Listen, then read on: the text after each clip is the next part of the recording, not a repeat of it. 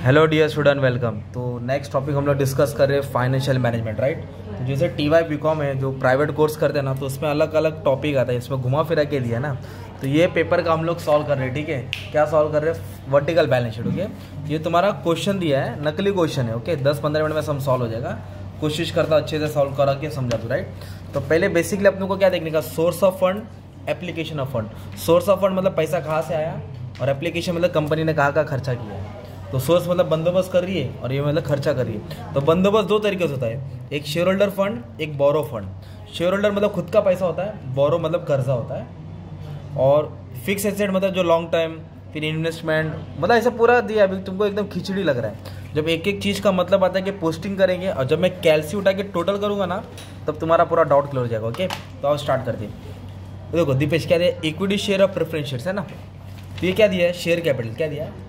Share capital में क्या आएगा? इक्विटी शेयर और प्रेफरेंस शेयर। तो ये दिख रहा है यार item, equity shares share capital में लिखेंगे ऐसा, इक्विटी शेयर कैपिटल। इधर लिखेंगे preference share capital, full form ला देने का। इक्विटी शेयर 3 लाख है, प्रेफरेंस शेयर 2 लाख है।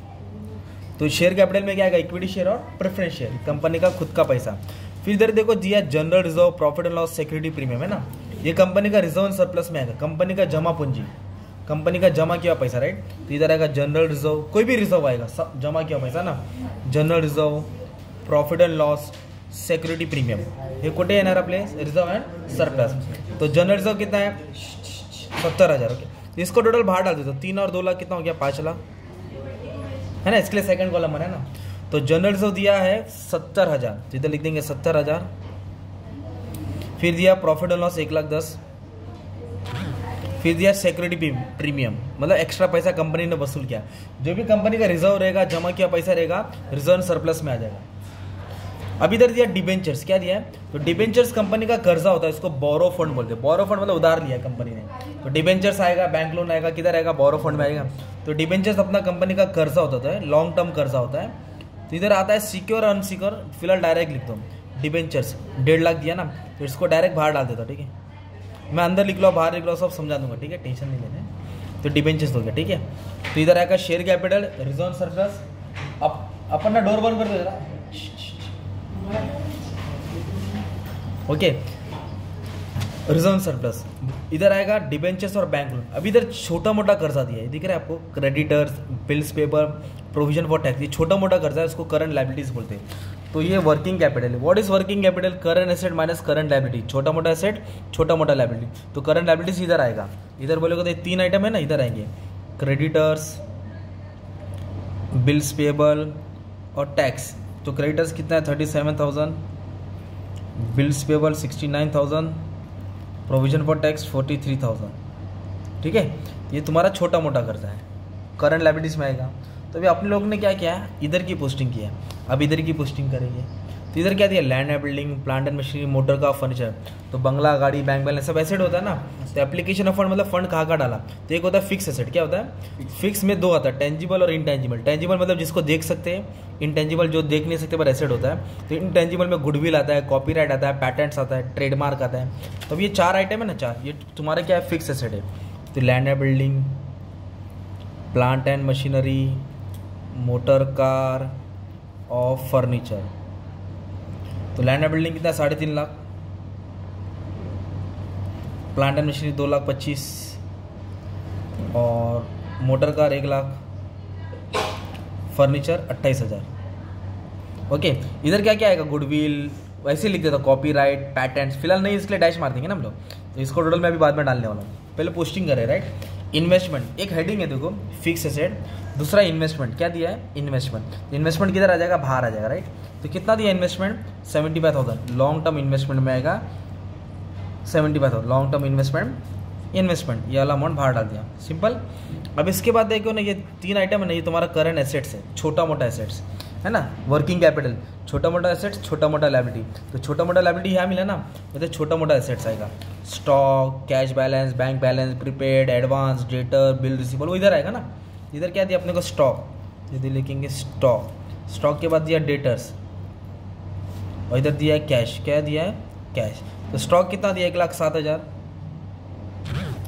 डेटर्स 73, कैश 37, कैश कितना दिया 37 दिया। ओके, अब अपने को ना इधर एक एक्सपेंडिचर दिया है तो उसको ना फिक्टिशियस एसेट बोलते हैं। ओके, तो उसको क्या करना पड़ता है, लेस करना पड़ता है।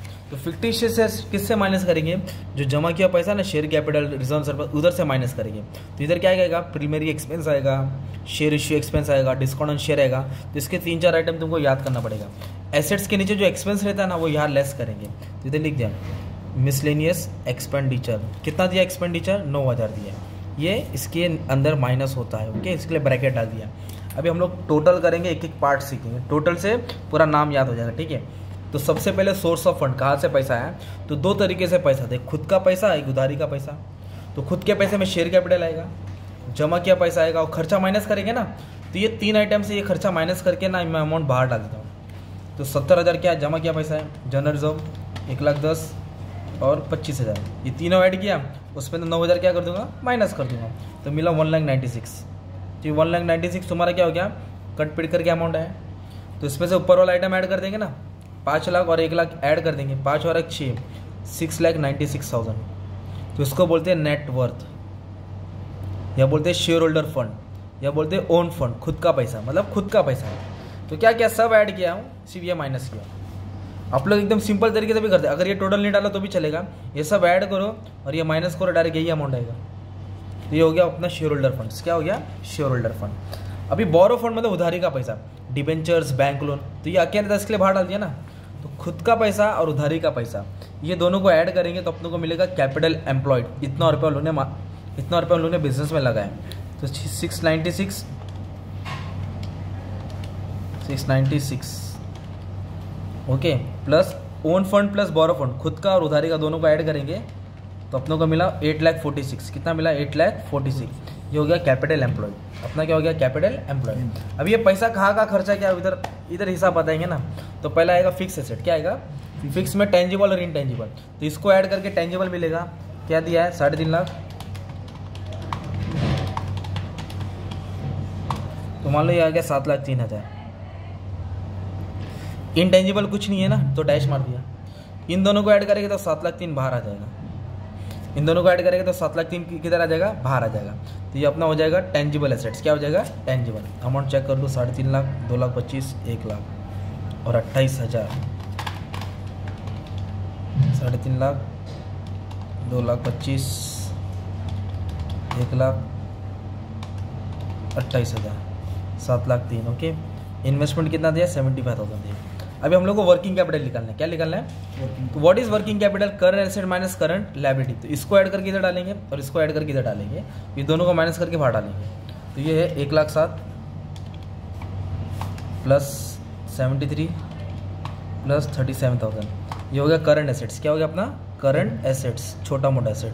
वैसे अब इसको ऐड करेंगे, 37 प्लस 69,000 प्लस 43,000, ये आ गया 1,49,000। What is working capital, working capital मतलब होता है current asset minus current liability. ये दोनों को क्या कर देंगे हम लोग, माइनस कर देंगे। करंट एसेट और करंट लायबिलिटीज को क्या कर देंगे, माइनस। इन दोनों को माइनस करके अमाउंट इधर डाल दूंगा। तो आया 2,17,000 में से क्या माइनस किया, 1,49,000 माइनस किया, 1,49,000। तो ये आया 68,000। कितना आ गया, 68। ये हो गया अपना वर्किंग कैपिटल। ओके, अभी एक सेकंड जरा इधर का टोटल चेक कर लूँ, वापस से फिर टोटल ले लेता हूँ। तो इक्विटी शेयर्स, शेयर कैपिटल में आएगा इक्विटी और प्रेफरेंस, 3 और 2 कितना हो गया, 5 लाख हो गया। फिर 70,000 है, 1,10,000 है और 25 है, उसमें तो 9,000 माइनस करेंगे। इसको ऐड करके वापस से कर लेता हूँ। 70,000 था, 1,10,000 और ये कितना है अपना 25,000 प्रीमियम, माइनस 9,000 किया, 1,96,000। 1,96,000 को 5 लाख ऐड किया, 6,96,000। उसको 1.5 लाख ऐड किया तो 8,46,000 आया। डिबेंचर कितना, 1.5 लाख है। ओके, 3,2 70, 1,10,000 एक्सपेंस 9,000 था, चलो हटा दिया।